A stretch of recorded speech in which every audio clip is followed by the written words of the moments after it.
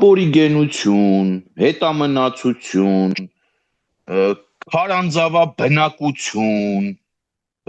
ինչ անուն ուզում եք տամ, լավ, Նարեկ ջան, դրոշները վառեցին, ինչ շահեց Հայաստանի Հանրապետությունը եւ նրա քաղաքացին։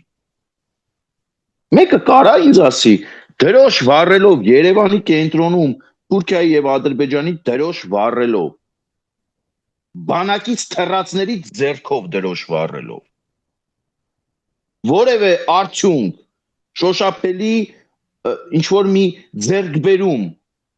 ունեցավ Հայաստանի Հանրապետությունն ու նրա քաղաքացին։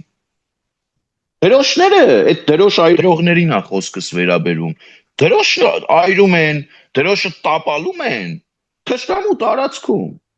երբ որ դու մտնում, գրավում ես եւ նրա դրոշի փոխարեն քո դրոշն ես ուզում ծածանել, բերել եք ձեր մայրաքաղաքում թշնամու դրոշ եք վառում, լավ իմաստը